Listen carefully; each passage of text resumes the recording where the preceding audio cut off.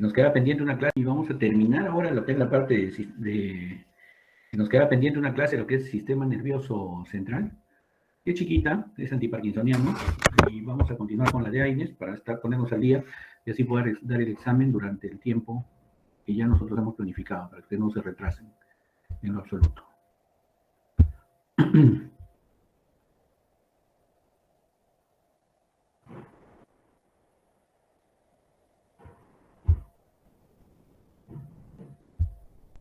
Bien, vamos a comenzar con antiparkinsoniano. No es una clase corta porque realmente ustedes han visto pocas veces lo que es este tipo de medicamentos. Sin embargo, es una patología que está aumentando en su número, se está haciendo cada vez más frecuente debido a que es una de las enfermedades degenerativas de etiología aún un poco ¿no? Oscura. Muchos le achacan la parte genética, otros le achacan la parte degenerativa en sí. Tenemos muchos deportistas, boxeadores, jugadores de fútbol americano, que a la vejez han hecho Parkinson sin haber tenido antecedentes genéticos. Entonces se le está achacando mucho esa parte también, ¿no? Entonces, la enfermedad de Parkinson fue descubierta en el 1917 por James Parkinson, justamente fue descrita en 1917, no fue descrita. Sí, se le describió como una alteración en el sistema motor. ¿Dónde se encuentra esta alteración? Para poder nosotros embebernos en esto, para poder ir hacia nuestra parte farmacológica. Bueno, ustedes saben que nosotros tenemos en la zona basal del cerebro, en los ganglios basales, tenemos zonas donde domina la sustancia negra y la vía nigroestriada directa e indirecta, ¿no es cierto? Entonces, sobre todo la indirecta, es la que tiene que ver con lo que es el movimiento, el orden, la coordinación del movimiento. Y acá tenemos dos neurotransmisores importantes que trabajan, la dopamina y la acetilcolina. La acetilcolina aquí es la excitadora de esta zona, ¿no? Y la dopamina es la inhibidora. Ahora, vamos a recordar que la dopamina tiene dos tipos de receptores, dopa 1 y dopa 2. Cuando hemos hablado de antipsicóticos, habíamos hablado de los dopa 1 en el sistema mesolímbico, ¿no? Que venía la hiperexcitación de la zona, y entonces teníamos que darle bloqueadores para evitar de que trabaje en exceso la dopamina en esa zona, ¿no? Y venga todo la parafernalia, todos los síntomas que tenía la psicosis, ¿no? Pues bien, en esta zona de nigroestriada, las vías nigroestriadas, ¿no? En la indirecta de todo, trabajamos con los receptores dopa 2, ¿no? Estos receptores dopa 2 actúan equilibrando la excitación que se tiene con los receptores muscarínicos de acetilcolina, que hemos visto que la acetilcolina es un neurotransmisor que también actúa como excitador e inhibidor en algunas zonas, ¿no? Entonces, en esta zona, básicamente la acetilcolina excita y la dopamina inhibe la excitación que tiene la acetilcolina. ¿Qué es lo que sucede? Que aparentemente hay una degeneración de los receptores de dopamina, ¿sí? Y entonces, como hay una distorsión de generación de los receptores de dopamina, de dopa 2, entonces no va a haber una inhibición de su función, ¿ya? Entonces, viene un desequilibrio en cuanto a al trabajo de los receptores muscarínicos, ¿no? Entonces, esta acetilcolina en exceso comienza a causar una excitación de esta zona y comienza a haber un temblor, que es lo patognomónico del Parkinson, ¿no? Un temblor en reposo, un temblor esencial, ¿no? Entonces, un temblor en que tú estás en reposo y está temblando tus miembros superiores, sobre todo. Diferente al temblor cerebeloso, que cuando ustedes se paran, recién, ¿no es cierto?, comienza el temblor, no así cuando están en reposo. Cosas que han visto en fisiología del sistema nervioso central. Entonces, aquí tenemos en la enfermedad de Parkinson hay un desequilibrio en el balance normal que debería haber, ¿ya? O sea, la dopamina inhibitoria, la acetilcolina excitatoria. Entonces, ustedes saben de que, no solo, como en todas estas patologías del sistema nervioso central, no se puede inmiscuir solamente a la dopamina, ¿no es cierto? Porque la dopamina se produce en unas neuronas que viene desde la tirosina, ¿no? La L-dopa, ya lo hemos visto, creo, varias veces, cómo se produce la dopamina. Y que finalmente acaba en epinefrina, norepinefrina, entonces también tenemos que ver que esté inmiscuida la norepinefrina y la serotonina, ¿no? En parte. Este es los receptores dopa 2, que tienen que ver con la familia y con la disminución del AMP cíclico, que aumenta la salida de las corrientes de potasio, ingresa las corrientes de calcio, pero cuando sale más potasio hiperpolariza la neurona, ¿no? Entonces, al hiperpolarizar la neurona, creo que ya lo hemos visto varias veces también este mecanismo por la proteína G, entonces produce una hiperpolarización de la neurona postsináptica, disminuyendo el efecto. ¿Sí? Entonces, ¿dónde están los ganglios basales? En esa zona, lo que llamamos sustancia nigra, ¿no? ¿Cuáles son los síntomas del Parkinson? Una distonía, ¿no es cierto? Al no haber una adecuada transmisión en los ganglios basales, vamos a tener un tono de rigidez, digamos, ¿no? Rigidez, movimientos lentos y un temblor esencial, un temblor que está incluso en reposo, ¿no? Por la excitación. Entonces, esa es la parte de digamos, de cómo se genera esta patología del Parkinson, ¿no? Cómo se va a generar. Entonces, es una enfermedad degenerativa, que, como les digo, está en estudio esta parte más bien de los traumas, todo que sufren los boxeadores, los jugadores de fútbol americano, incluso los mismos futbolistas cuando cabecean el balón, ¿no? Entonces, toda esta parte nos lleva a pensar de que cuál es lo ideal para tratar la enfermedad de Parkinson, darle dopamina, ¿no? Porque si sus receptores están mal, no voy a mejorar los receptores. Y eso es lo que tenemos que quedar bien en claro y por eso es una enfermedad degenerativa. Porque no voy a crear, aún no tengo la posibilidad de crear receptores posinápticos para dopa 2. Entonces, ¿qué es lo que hago? Trato de llenar de dopamina el cerebro para, para que podamos para que podamos excitarlo o actuar con los pocos receptores dopa 2 que nos van quedando. Esto quiere decir que con el tiempo, esta enfermedad va a irse agravando. Aún así le demos una calidad de vida durante un tiempo, esta enfermedad va a tender a agravarse debido justamente a que los receptores se van degenerando y van degenerándose cada vez más. ¿Ya? Entonces, ¿qué es lo que tengo que hacer para esto? Darle dopamina, sino que tenemos que recordar otro punto muy importante. Yo no puedo darle dopamina por vía oral, por ejemplo, al paciente, ¿no? O no puedo darle, porque incluso si le doy endovenosa la dopamina, tenemos enzimas que metabolizan rápidamente la dopamina, ¿no? La dopa descarboxilasa, la catecolmetiltransferasa están en el plasma sanguíneo. Y estas rápidamente, metabolizan la dopamina, ¿ya? Entonces, tenemos que encontrar un sistema. Si yo lo doy por el estómago, ingresa al intestino delgado la dopamina, ¿sí? Entra en la circulación y puede llegar al cerebro. Pero, como les digo, estas enzimas evitan que esto suceda si lo doy por el estómago. Entonces tenemos que evitar otro mecanismo. Nosotros le damos un profármaco, que se llama levodopa, que se va a convertir en dopamina en el plasma sanguíneo, pero que también las enzimas lo pueden metabolizar. Entonces, cuando llega al estómago la levodopa, que en este caso está aquí en el esquema, puede ser que si le damos un procinético tipo metoclopramida, por ejemplo, entonces que hace caminar más rápido el intestino, disminuye su absorción de la levodopa. O por ejemplo, si le doy un anticolinérgico que disminuye la motilidad del intestino, también disminuye su absorción. O si le doy comidas abundantes, si le doy constipación, ¿no? Si hay constipación, disminuye su absorción. En el procinético aumenta su absorción porque luego va a llegar más rápido al intestino, luego va a pasar más rápido, que es donde se absorbe. Pero esta levodopa se va a transportar, se va a convertir en dopamina. En dopamina por la dopa descarboxilasa, y la catecolmetiltransferasa, la metabolizan y evitan que se convierta en dopamina, ¿no? Evita que se convierta en dopamina. Eso es un precursor de dopamina. Entonces, ¿qué es lo que tengo que hacer entonces?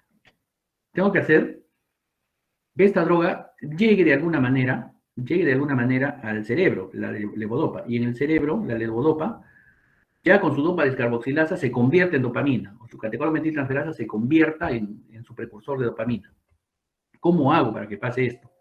Si la levodopa se va a metabolizar en el intestino, en el plasma sanguíneo, ¿cómo hago para que llegue? ¿Cómo hago para evitar que en el plasma, en la sangre, o al entrar a la circulación portal, la descarboxilasa y la catecolmetiltransferasa, la COM, las conviertan en dopamina? ¿Cómo hago para evitar eso y que se quede la dopamina ahí en el plasma y no pase la barrera hematoencefálica? Otra particularidad acá. La dopamina no va a pasar la barrera hematoencefálica, tiene que pasar en forma de levodopa. Si nosotros le damos la levodopa y se convierte en dopamina o en su precursor en el plasma sanguíneo, se van a quedar ahí en el plasma sanguíneo, no van a pasar la barrera hematoencefálica, no van a pasar al cerebro. Tiene que llegar la levodopa al cerebro para que en el cerebro, con la dopa descarboxilasa y la catecolmetiltransferasa, se transformen en dopamina. ¿Qué hago entonces? ¿Cómo lo hago? Entonces, en el cerebro, en los ganglios basales, la tirosina se hidroxila y se convierte en L-dopa, la L-dopa se convierte en dopamina, ¿no es cierto?, por una descarboxilación, ¿sí? Y la dopamina es liberada hacia sus receptores, hacia la neurona sináptica, y actúa sobre sus receptores dopaminérgicos, dopa 2, inhibidores, dopa 1, excitadores. ¿Sí? ¿Quiénes metabolizan en esa zona la dopamina? ¿Quiénes la metabolizan también? La metabolizan también sus enzimas, igual que la noradrenalina, ¿no? La monoaminoxidasa, la catecolmetiltransferasa, la metabolizan. Entonces, La levodopa, que es la droga básica, la precursora de dopamina, que les vuelvo a reiterar, se da dopamina para tratar de capturar a todos los receptores dopa 2, ¿no? Los más que pueda. Pero eso también implica de que estos no solamente va a estimular a los dopa 2, sino también va a estimular a los dopa 1. Y los dopa 1 te pueden producir un poco de excitación en el paciente. Bueno, la levodopa que le damos se absorbe bien por vía oral, como hemos visto, lo apoyan los procinéticos y lo disminuyen los anticolinérgicos. Llega, se descarboxila en el hígado, en el intestino, en los riñones y no se une a proteínas plasmáticas y su eliminación plasmática es rapidísima, muy rápida. Entonces, para evitar que la levodopa se convierta en dopamina en el plasma sanguíneo, le damos una droga que inhibe a la dopa descarboxilasa y se llama carbidopa. Entonces, la levodopa no puede ir en el tratamiento sin la carbidopa. ¿Por qué la carbidopa? ¿Sí? La carbidopa es más inhibitorio de la dopa descarboxilasa. Entonces, ¿qué va a hacer? Va a evitar que la levodopa se vuelva dopamina. Entonces, la levodopa ya va a estar más tranquila en el torrente sanguíneo, va a pasar la barrera hematoencefálica y se va a convertir en dopamina, pero en el sistema nervioso central, que es donde queremos. O sea, retarda un poco la conversión de levodopa a dopa. ¿Sí? Entonces, eso es lo principal. Entonces, la levodopa pasa, la dopamina no va a pasar bien la barrera hematoencefálica. La levodopa sí, ¿no es cierto? La levodopa sí. La levodopa por la dopa descarboxilasa se vuelve dopamina en el plasma sanguíneo, en la sangre, y entonces no pasa la barrera hematoencefálica. Entonces, cuando yo bloqueo la dopa descarboxilasa por la carbidopa, ¿no? Inhibidor de descarboxilasa, la levodopa va a poder pasar la barrera hematoencefálica y va a convertirse en dopamina, pero ya en el sistema nervioso central, ya atacando sobre todo los ganglios basales, ¿sí? Entonces nosotros tenemos antiparkinsonianos que van a producirnos efectos diversos. Precursores de dopamina son la levodopa. Agonistas de dopamina es la bromocriptina, ¿ya? La bromocriptina que tiene un caso en sus prácticas. Estimulantes de la liberación de dopamina es la amantadina. Y le damos algunos anticolinérgicos como el viperideno o la prociclidina. Entonces, vamos nuevamente con lo mismo. Esta es lo de la levodopa. Cómo en la enfermedad de Parkinson, cómo tiene que convertirse, ¿no? Entonces, acá tenemos ya más el esquema de las drogas, qué es lo que evitamos. A ver, nosotros tenemos la levodopa que tiene que pasar la barrera hematoencefálica, pero por la dopa descarboxilasa en el plasma sanguíneo, en la parte izquierda dice circulación, por la dopa descarboxilasa la levodopa se convierte en dopamina, o por la catecolmetiltransferasa se convierte en el triazomid, que es un precursor de la dopamina. Sí, entonces, y no vamos a tener posibilidad de que la L-dopa en gran cantidad pase la barrera hematoencefálica, porque ahí mismo se metaboliza. Entonces, para evitar que la levodopa se metabolice en el plasma y buena cantidad pase al sistema nervioso central pasando la barrera hematoencefálica, yo le puedo dar la carbidopa que inhibe a la descarboxilasa. O un inhibidor de la catecolmetiltransferasa en la como son el tolcapone y el entacapone, que son usados también. Si yo le doy estas drogas, evito el metabolismo del L-dopa, de la levodopa, y la levodopa entra al sistema nervioso central y se convierte en dopamina, aumentando su concentración y trabajando sobre el resto de receptores dopa 2 que existen en esta zona. A nivel central, igualmente para que la dopamina no se metabolice tan rápido, tenemos el tolcapone que también pasa la barrera y trabaja ahí. Y tenemos un inhibidor de la monoaminoxidasa. La monoaminoxidasa es una enzima que metaboliza la dopamina a nivel de la hendidura sináptica. Aquí también tenemos para evitar que se metabolice muy rápido y prolongar el efecto de la dopamina. En este grupo, inhibidores de la monoaminoxidasa, tenemos a la selegilina, sobre todo, la selegilina. Cuando liberamos la dopamina y vamos a trabajar sobre sus receptores dopa 2, ¿quién ayuda a la liberación de dopamina? Aumenta su liberación, la amantadina. ¿Ya? Y quienes pueden trabajar sobre los receptores dopa 2, que estaba mal en la diapositiva anterior, pero sí trabajan como agonista. Sobre todo, la bromocriptina y el pramiprexole que tenemos nosotros aquí en el Perú. ¿Ya? Entonces, sobre todo la bromocriptina trabaja sobre los receptores como agonista de los receptores dopa 2. Entonces, tienen una serie de medicamentos para estas enfermedades degenerativas que nos pueden permitir mejorar en algo la sintomatología del paciente. Tenemos otros agonistas dopaminérgicos, aparte ergólicos y no ergólicos. ¿Cuáles eran los agonistas dopaminérgicos? Los que trabajaban sobre los receptores dopa-2, la bromocriptina, ¿no es cierto? Pero los vamos a volver ergólicos y no ergólicos. Los ergólicos tenemos la apomorfina, que no tiene los mismos efectos de la morfina como analgésico, la bromocriptina, el isuride, el pergolide, la cargolina. Y no ergólicos, que es otro tipo farmacológico, tenemos el pramipexol y el ropinirol. Entonces, nosotros vamos, por ejemplo, a tratar los agonistas dopaminérgicos no ergólicos, como la bromocriptina y el pergolide. ¿Cuál es el problema de estos medicamentos? Que trabajan no solamente sobre trabajan sobre los receptores dopaminérgicos, pero también trabajan sobre la prolactina, ¿no? Y entonces comienza a excitar la secreción láctea. ¿Sí? Entonces también actúan sobre la serotonina. Entonces tiene efectos secundarios, claro que tiene efectos secundarios, presentan efectos gastrointestinales, disminuyendo la motilidad intestinal, cardiovasculares porque aumentan la presión arterial, porque también actúan no solo sobre los receptores dopa-2, sino sobre los receptores dopa-1, actúan presentando cuadros psicóticos debido a que actúan sobre los receptores de serotonina, ¿no? Entonces, cuando tú le das bromocriptina, también puedes darle levodopa para aumentar el efecto, pero tiene que ser en dosis muy bajas. La mantadina se usa para liberar más la dopamina. Sin embargo, también la mantadina es una de esas drogas que tiene varios efectos que aún no están muy claros, y una de esas es luchar contra las infecciones respiratorias de la influenza. Sí, la mantadina es menos potente pues, que la levodopa, su efecto va a durar solo poquitas semanas.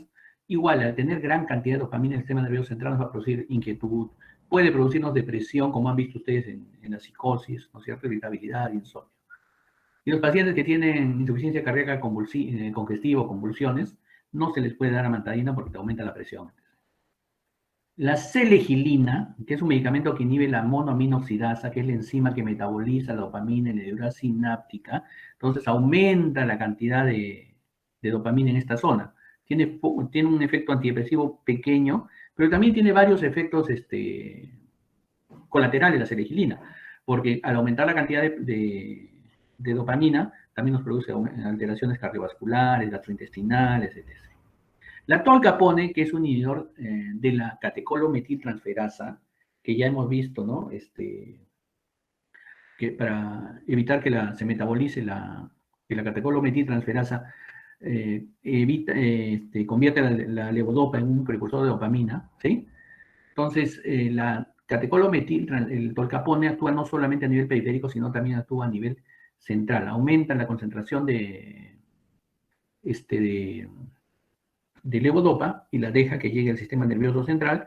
El sistema nervioso central también evita que se metabolice muy rápido para poder convertirse en dopamina y actuar sobre sus receptores. Y entonces, y como la dopamina y la acetilcolina actúan juntas, entonces cuando la dopamina no inhibe, la acetilcolina comienza a actuar y comienza a excitar mucho la vía del sistema indirecto. Entonces, nosotros tenemos que darle fármacos anticolinérgicos para que actúen a nivel del sistema nervioso central, no los anticolinérgicos los periféricos, no anticolinérgicos que actúan a nivel del sistema nervioso central, para evitar justamente que haya estos efectos tan marcados, como es el temblor, la bradicinesia, todo eso, ¿no? Entonces bloquean los receptores colinérgicos, los muscarínicos colinérgicos, a nivel de los ganglios basales, la benzatropina y el trihexyfenidel. Entonces, los fármacos en sí, los fármacos antiparkinsonianos son de varios tipos, ¿no? Entonces, ¿y por qué tenemos que si ustedes van a ser médicos generales, por qué tenemos que estudiar tanto las drogas del sistema nervioso central? Primero, porque estas enfermedades se están haciendo más prevalentes en nuestra población. Segundo, porque ustedes no van a necesariamente ser neurólogos y tratar estas enfermedades, pero sí tienen que tener una idea de los efectos colaterales que se pueden presentar. Tienes un paciente en tu serum que está siendo tratado de Parkinson y comienza a tener excitación psicomotriz, se le seca la boca, se le sube la presión. ¿Qué está tomando? Y le comienzan a decir, no estoy tomando tolcapone, me han dado en Tacna, están ustedes en un pueblito, ¿no? Me han dado benzatropina, es un antimuscarínico, ¿no? Y ustedes entonces, ¿y esto para qué sirve? ¿Y esto qué es?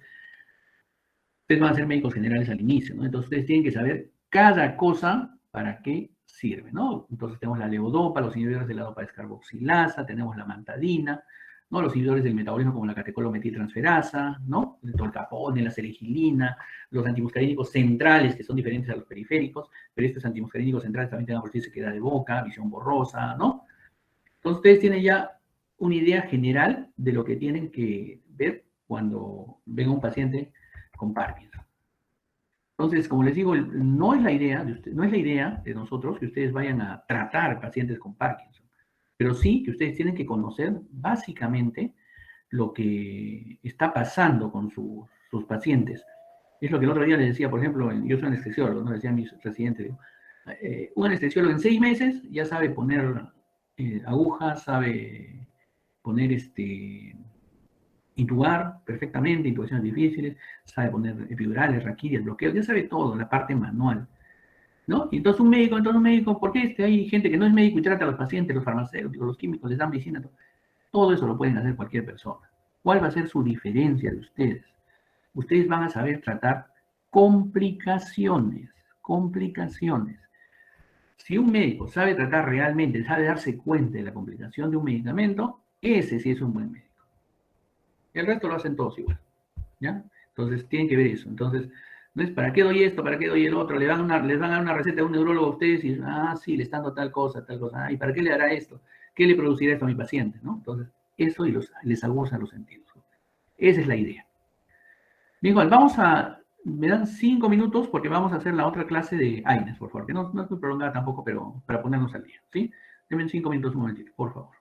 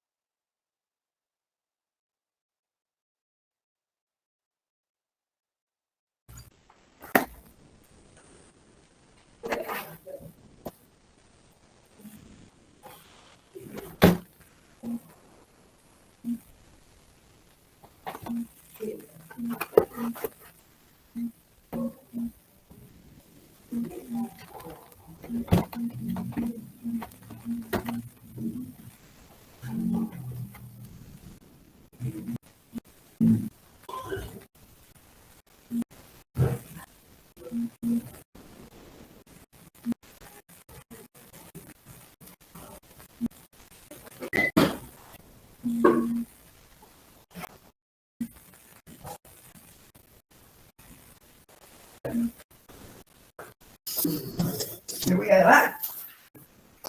Sí, me voy a grabar.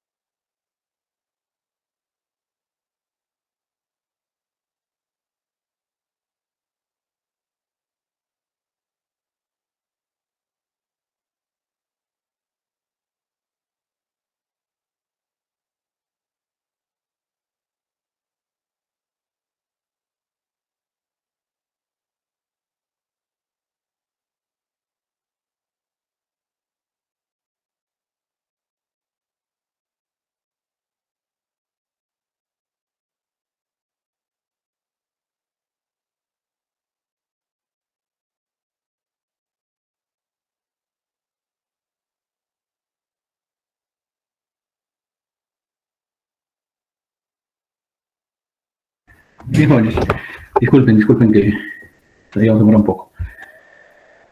Bien, vamos a continuar con la segunda parte de esta clase que vamos a recuperar. Ya hemos recuperado lo que es antiparkinsoniano por la licencia que nos dieron por el fallecimiento del doctor Ríos. Y vamos a comenzar ahora con las clases de estas últimas 2 semanas que nos quedan conmigo, ¿no? En esta segunda unidad, antes de poder dar el examen, ¿sí? Hoy esta semana vamos a abordar un capítulo de lo que son antiinflamatorios, tanto a nivel general como a nivel particular. Vuelvo a reiterar, no es la idea de nosotros que ustedes sean unos expertos manejando, por ejemplo, gota, manejando artritis reumatoidea, ¿no? Pero sí que ustedes sepan qué le están dando al paciente y qué efectos colaterales puede tener ese paciente con esos medicamentos que le dan y puedan ser derivados a estos pacientes rápida y adecuadamente, ¿sí? Entonces vamos a hablar hoy día sobre antiinflamatorios no esteroideos. Un capítulo donde vamos a tratar quizás las drogas más vendidas, más comercializadas en todo el mundo, ¿no? No hay alguien en el mundo entero, creo que no haya tomado una aspirina o que haya estado al alcance de una aspirina. O gente que no haya tomado algún otro AINE como un ibuprofeno, un naproxeno, ¿no? Cosas que ustedes los pueden encontrar a veces hasta sin receta médica, ¿no? Hasta sin receta médica.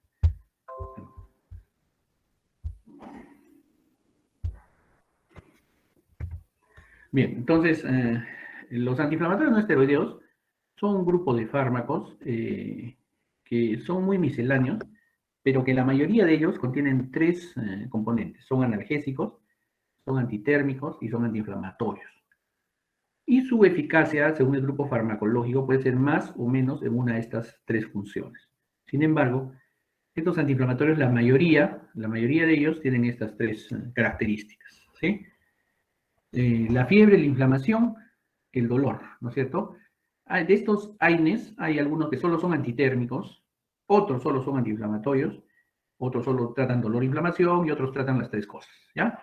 Entonces nosotros tenemos que ver cuál es el equilibrio, qué es lo que necesita cada uno de estos pacientes. Entonces, todos estos síntomas, inflamación, fiebre, dolor, tienen que ver con la generación de las ciclooxigenasas. ¿Y dónde se forman las ciclooxigenasas?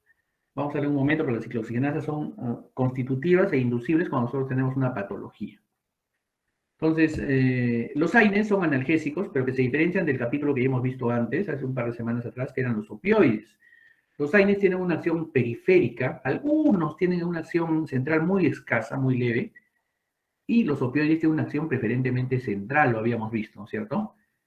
En cuanto a analgesia, también los AINES son moderadas su acción, en cambio los opioides es una analgesia intensa. Más los AINES se usan para dolores osteomusculares, artralgias, cefaleas, mialgias, ¿no? En cambio, los opioides se usan más para dolores intensos, viscerales, ¿no? Dolores internos, que no, el paciente a veces no los puede describir. Y como les digo, los AINES pueden producir antitérmicos, antiinflamatorios, antiagregantes plaquetarios, y los opioides generalmente nos producen narcosis, sueño, etc. Entonces, ¿cuál es el mecanismo de acción? ¿Cómo se genera esta famosa ciclooxigenasa que les había dicho? En las membranas celulares, recuerda que tenemos los fosfolípidos, ¿no es cierto? Los fosfolípidos. Y estos fosfolípidos se van a convertir en fosfolipasas, ¿no? Fosfolipasas. Esas fosfolipasas, a través del diacilglicerol otras enzimas se van a convertir en ácido araquidónico. Y este ácido araquidónico que está viniendo ya, miren, desde lo que es los fosfolípidos de la membrana celular, este ácido araquidónico, va a convertirlas a través de la enzima ciclooxigenasa, COX-1, vamos a decirle, COX-1, y a veces la COX-2, principalmente la COX-1, que es una enzima que siempre está. La COX-2 solo se presenta cuando tenemos algún trauma, alguna patología, alguna injuria en la célula. Entonces la COX-1 siempre está y genera, a partir de la ciclooxigenasa, genera tromboxanos, que van a generar, pues, que se agreguen las plaquetas, ¿no es cierto? Los tromboxanos. Las prostaglandinas, que pueden generar fenómenos inflamatorios, fenómenos vasodilatadores, ¿no? Las prostaglandinas mismas pueden ser neurotransmisores del dolor, ¿no? Que estimulan los nociceptores. Y también puede generar la prostaciclina, que en menor medida desagrega las plaquetas, ¿no? Entonces, pero Los COX-1 entonces nos producen, cuando estimulan los COX-1 se producen estas sustancias, estas cininas, se producen en esa cantidad, ¿sí? En cambio, la COX-2 solamente se produce cuando hay una injuria, cuando hay una lesión en la célula. Entonces, y esta COX-2 nos va a producir igual tromboxanos, más prostaglandinas, ¿no? Sobre todo prostaglandinas que tienen que ver con el dolor. Entonces, la COX-1 siempre está presente y las prostaglandinas siempre se están generando y las prostaglandinas siempre van a generar una acción determinada, ¿ya? En cambio, la COX-2 se presenta cuando hay una injuria, ¿sí? Y comienza a generar prostaglandinas pero específicas del dolor, de la inflamación, ¿no? De ese tipo. Entonces, ahí quiero que estemos bien claros, porque ¿dónde es la acción de los AINES? Bloquea a la ciclooxigenasa. Y hay AINES que bloquean ciclooxigenasa 1, y hay AINES que bloquean ciclooxigenasa 2 específicamente, y hay AINES que bloquean las dos ciclooxigenasas, ¿ya? Si las bloqueo, ¿qué va a pasar? Voy a inhibir la formación de prostaglandinas, no va a haber vasodilatación en el riñón, vasodilatación en el estómago, entonces puedo producir necrosis en esas áreas. Si bloqueo los tromboxanos, las prostaglandinas, no va a haber agregación plaquetaria, entonces la sangre va a comenzar a tener dificultad en la coagulación. En la otra área, el mismo ácido araquidónico genera la lipooxigenasa. Y los AINES también pueden bloquear la lipoxigenasa. Y esto tiene que ver con los leucotrienos, ¿no es cierto?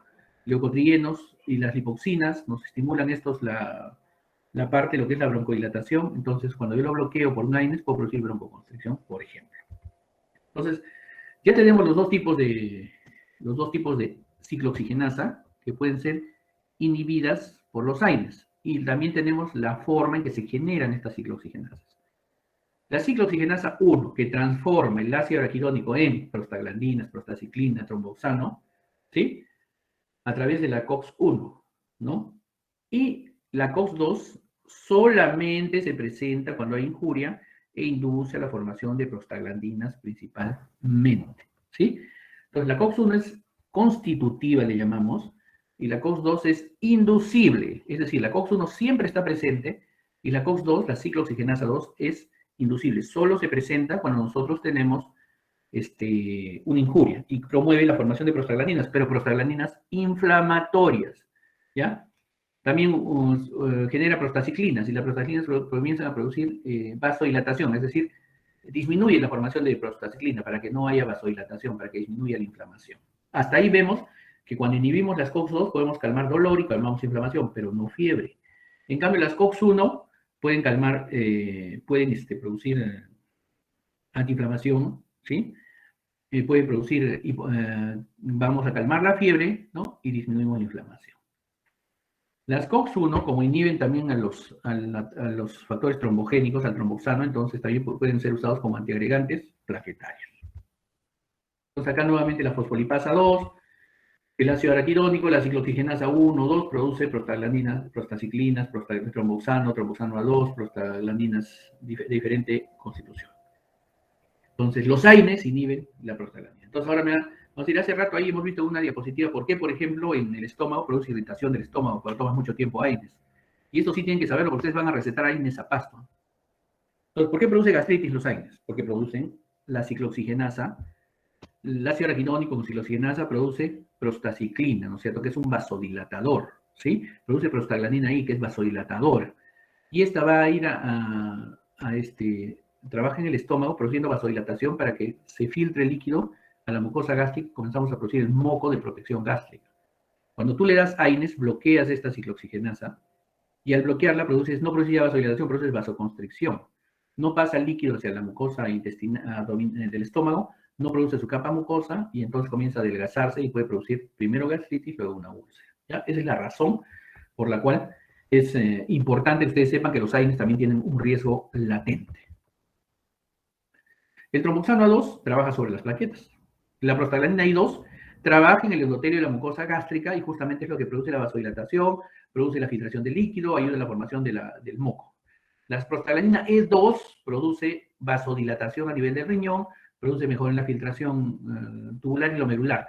Si yo le produzco una vasoconstricción, le quito esta prostaglandina al riñón, puedo producir una necrosis renal, como producen algunos AINES, pero que espero esté entendido.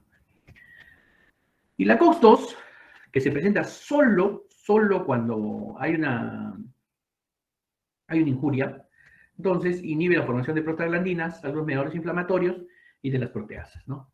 Entonces, COX-1 constitutiva, COX-2 inducible. ¿Sí? ¿La COX-1 tiene más efectos adversos que la COX-2? Sí. Solamente que ahora los COX-2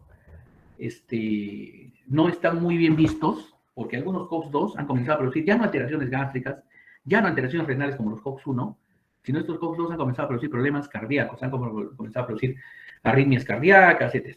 ¿Ya? Entonces eso no iba muy bien con el paciente. Entonces, tenemos acciones antiinflamatorias, analgésicas y antipiréticas, ¿no?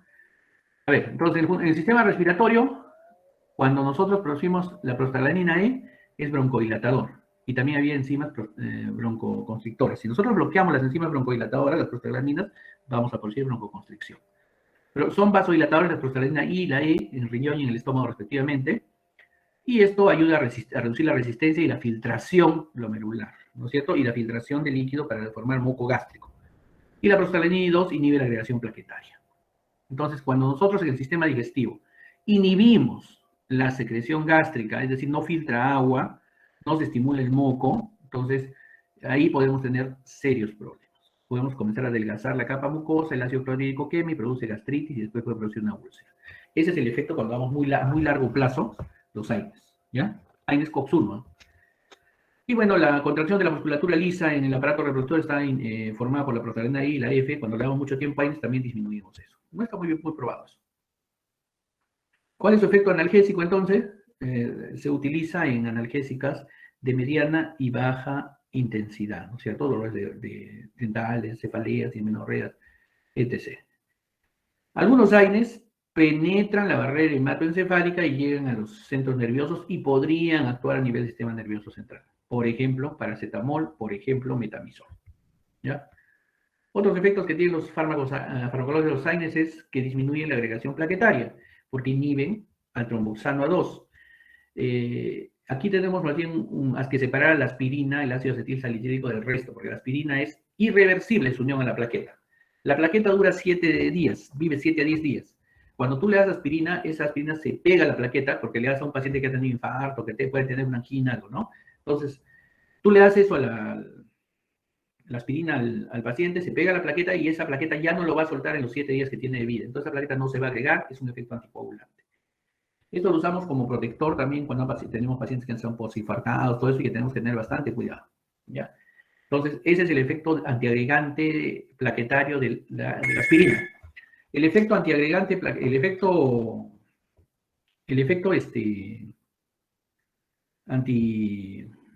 antiagregante del paracetamol, del metamizol, no existe.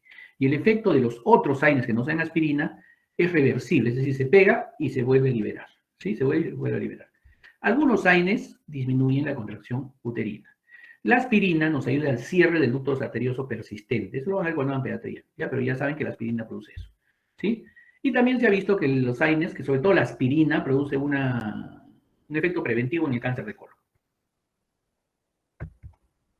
Entonces, y el AINE actúa también sobre las prostaglandinas en las láminas terminales en la región circuloventricular, ¿sí? Que nos ayuda con la COX-1. Entonces, aquí nos ayudan estas manifestaciones febriles y entonces nosotros disminuimos la temperatura. Como es a nivel central, ¿qué AINES va bien para bajar la temperatura? Paracetamol. Y entonces, seguro ustedes, creo que todos en el mundo hemos tenido algún familiar cercano, algún amigo que ha tenido COVID, ¿no? ¿Cuál ha sido la droga más usada que en un momento ya no había en el Perú? Paracetamol, ¿ya? Vamos a irlo viendo más adelante, sino que quería poner unos ejemplos en cada una de estas acciones. La acción antiagregante, como les digo, es básicamente con los AINES que inhiben la COX-1, que inhiben el tromboxano A2, principalmente la aspirina, que es irreversible su unión y que tienes que esperar para que pase su efecto y la sangre se coagule bien, los 7 días que demoren morir una plaqueta. En cambio los otros demoran 2 o 3 días y ya se liberan de las plaquetas, ¿ya? Algunos AINES nos ayudan a la secreción uricosúrica, es decir, que generan la eliminación del ácido úrico tipo la endometacina, y eso nos ayuda a los pacientes que tienen gota. Lo vamos a ver el día de mañana. Las reacciones adversas, lo principal es las gastrointestinales, como les decía, dispepsia, úlcera, dolor abdominal. Por la intolerancia gástrica, casi 10% de los pacientes abandona. No es selectivo este problema de reacciones adversas, ¿sí? y más frecuentes cuando tienes antecedentes pues, de enfermedad ulceropéptica, Helicobacter pylori, ¿no? Anticoagulantes, etc. Cuando nosotros damos warfarina, que es un anticoagulante, y ácido acetil salicílico, es decir, aspirina, entonces hay que tener cuidado porque se potencian y puede ser un efecto muy nocivo la anticoagulación de la sangre. Entonces, aquí los efectos gastrointestinales, ¿no es cierto? ¿Qué pasa con el efecto gastrointestinal? Básicamente el efecto gastrointestinal es que inhibe la prostaglandina I, ¿no? Que es la vasodilatadora y la que hace llegar sangre al estómago, ¿no? Entonces lo que tú estás haciendo al darle AINES, inhibe la prostaglandina I, baja la concentración, baja la concentración de prostaglandina I porque está inhibida, ¿no? Hay vasoconstricción, no llega tanto líquido a la mucosa y ahí es donde viene el problema. En la función renal, igual, por la prostaglandina E2, no hay vasodilatación, no hay una adecuada tasa de filtración glomerular. Como no hay tasa de filtración glomerular, entonces el tejido circundante al riñón, que tenía que estar irrigado, no está irrigado porque no llega sangre, hay necrosis tubular, se mueren los túbulos por una vasoconstricción de la circulación paralela al circuito tubular en el riñón. Y algunos de ellos producen urticaria, sensibilidad, hipersensibilidad. Algunos, 1 a 2% de los pacientes que toman en general esto, producen algo de hipersensibilidad, con reacciones cruzadas en diferentes AINES. ¿Qué más pasa? Por ejemplo, en el hígado. En el hígado puede alterar la formación de transaminasas. Por ejemplo, el paracetamol puede alterarnos las transaminasas, ¿no es cierto? Produciendo una toxicidad hepática a una dosis determinada. La vamos a ver un momentito más. Entonces, ya viendo estas generalidades de los AINES se dividen por familias, por diferentes familias. Casi todos todavía siguen en vigencia. Los salicilatos, el más conocido es el acetil salicílico, paraminofenoles, el paracetamol, pirazolonas, ya no se usa dipirona, se usa metamizol, aunque en Estados Unidos no lo quieren usar. Ácidos propiónicos, usamos principalmente ibuprofeno, naproxeno y ketoprofeno, esos tres usamos ahí en ácidos propiónicos.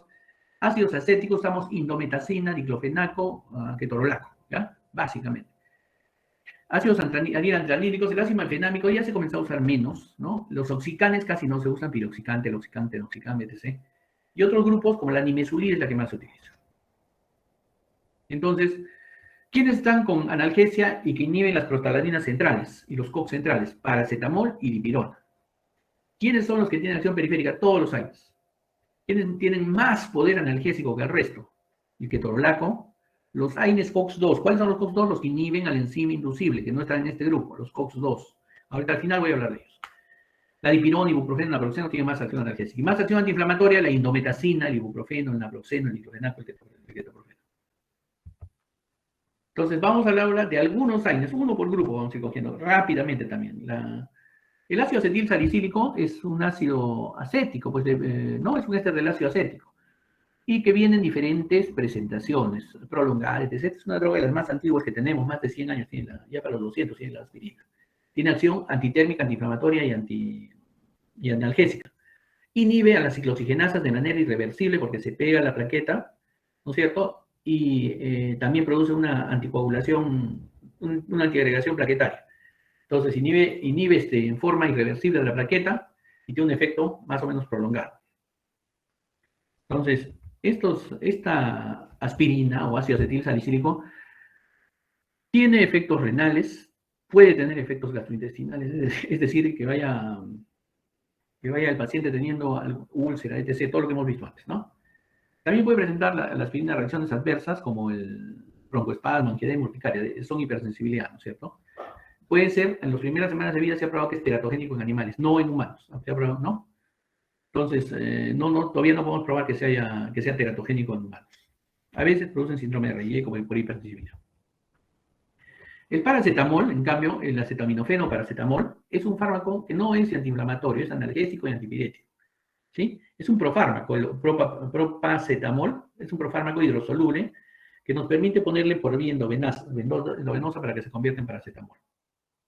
Acción antiinflamatoria nula, prácticamente nula. Efecto analgésico, bien, y antipirético. Los paracetamoles estimulan la síntesis de prostaglandinas en el estómago, ¿no? Entonces inhiben moderadamente esta síntesis en el sistema nervioso central. Si estimulan esto, no van a producir gastritis. Entonces su efecto colateral principal no es gastritis, no es antiagregante, no es glicosúrico. ¿Ya? Se absorbe bien por el intestino, tiene buena biodisponibilidad, tiene que ver con el nivel de vaciamiento gástrico, su absorción, y tiene un metabolismo hepático. ¿Cuál es el problema del paracetamol? La dosis del paracetamol es de 500 miligramos cada 6 horas. No sé por qué nosotros le damos 500 cada 8, pero 500 cada 6 horas, es decir, 2 gramos al día. Y la dosis hepatotóxica es 10 gramos al día, 10 gramos. Entonces, tenemos un margen alto. Sin embargo, debido a la pandemia, puede haber efectos colaterales con paracetamol también.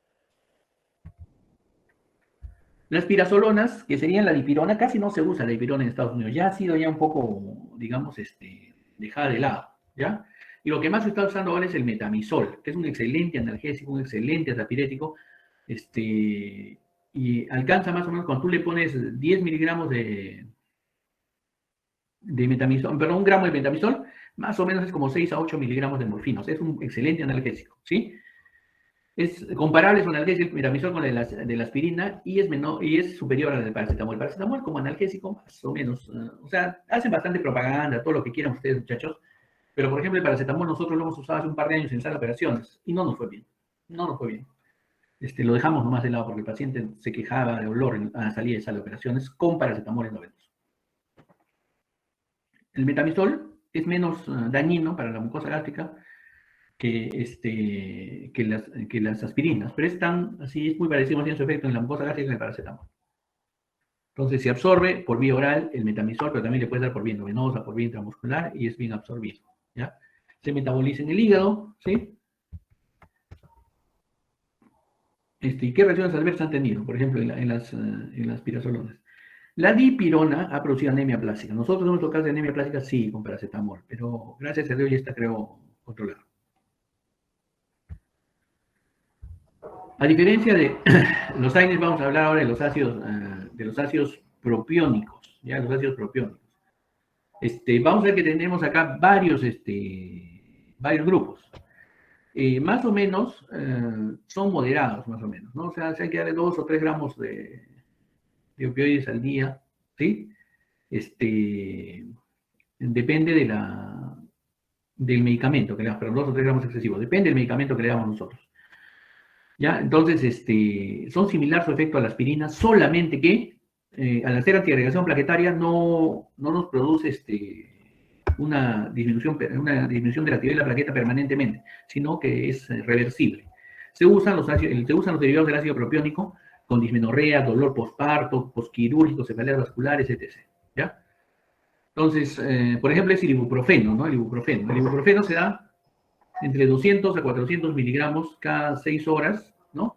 Y que es bastante tolerado. También se puede dar como antitérmico en los niños, se puede dar como antirreumático, ¿sí? Y tiene que ingerirse con alimentos para disminuir su parte de tolerancia gástrica. Se absorbe rápidamente por vía oral, ¿ya? Y llega a su pico medio más o menos en 1 a 2 horas. ¿Dónde es más lenta su absorción? Cuando se les pone supositorios a los bebitos. Su unión a proteínas plasmáticas es amplia unión a proteínas plasmáticas. Sin embargo, se le ha encontrado en el espacio sinovial. Y su excreción es rápida y se excreta por la orina, del ibuprofeno. ¿Qué efectos tóxicos tiene el ibuprofeno derivado del ácido propiónico? Pueden producir efectos gastrointestinales. Los mismos efectos gastrointestinales que vamos a ver en todos los AINES por la gastritis que se le da al paciente, ¿no es cierto? Aquí tenemos epigastralgia, náusea, pirosis, dispepsia, etc., ¿no? Sobre todo las gastritis. También pueden producir trombocitopenia, leucopenia, lesiones cutáneas, cefareas, etc. No se recomienda por todo esto el ibuprofeno en mujeres embarazadas y en mujeres que dan leche a los bebitos. Tiene efectos tóxicos el ibuprofeno. El ibuprofeno es un primo del naproxeno y del ketoprofeno, ¿ya? Entonces, ¿tiene sus efectos tóxicos? Sí, porque el ketoprofeno, a pesar de ser endovenoso, también ayuda a producir dispepsia, gastritis. Pero hay un pequeño detalle del ketoprofeno, que puede producirnos retención de líquidos y aumento de la creatinina. ¿Y por qué produce retención de líquidos y aumento de la creatinina? Por el efecto que tiene sobre el riñón, ¿no? Con las prostaglandinas. El ácido acético, la indometacina, que deberíamos ver la mañana, que es prácticamente mejor, se usa como antigotoso, pero es un uricosúrico, entonces nos ayuda bastante a eliminar el ácido úrico, las personas que comen mucha carne y que tienen tendencia a hacer artritis. No, gota, perdón, es un uricosúrico, elimina el ácido úrico. Entonces, la indometacina puede presentar el efecto similar al ácido acetil salicílico, analgésico, antiinflamatorio, antitérmico. Inhibe casi todas las prostaglandinas y su analgesia no solo se ejerce su analgesia a nivel periférico, sino también a nivel central. ¿Sí? ¿Qué reacciones adversas? Las mismas que tienen todos los AINES, cefaleas, aturdimientos, vómitos, mareos, confusión mental, disfunción cognitiva, etc. El ketorolaco quizás es la droga más usada en este momento, ¿ya? Lo tenemos en presentaciones orales y en presentaciones parenterales. Sobre todo las pacientes, las versiones parenterales tienen una excelente analgesia, ¿no? Muy buena analgesia, es quizás de los mejores analgésicos que tenemos entre los AINES, ¿no? Sin embargo, también tienen efectos colaterales muy severos.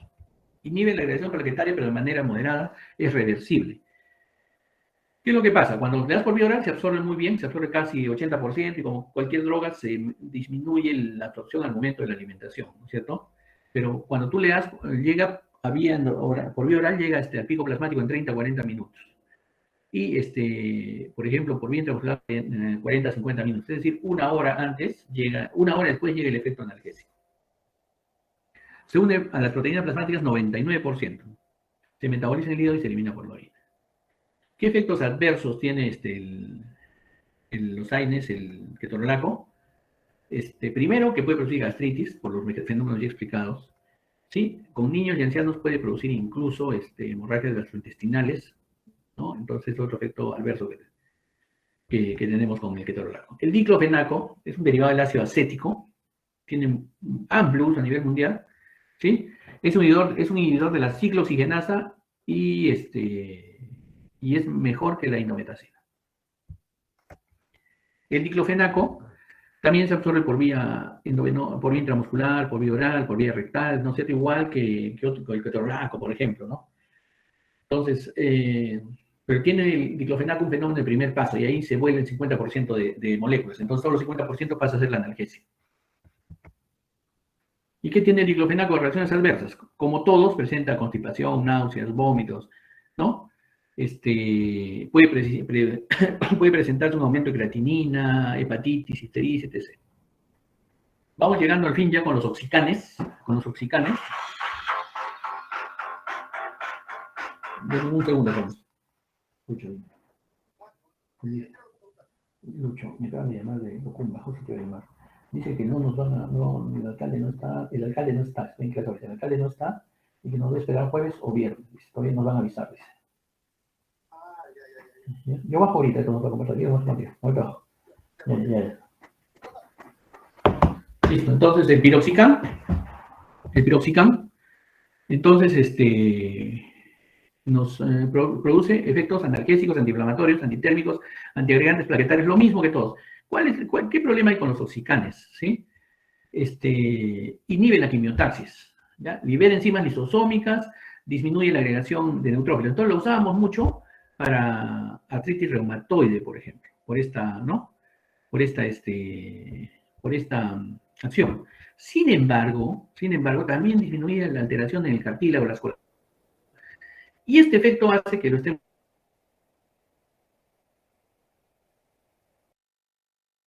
con los oxicanes, ¿sí?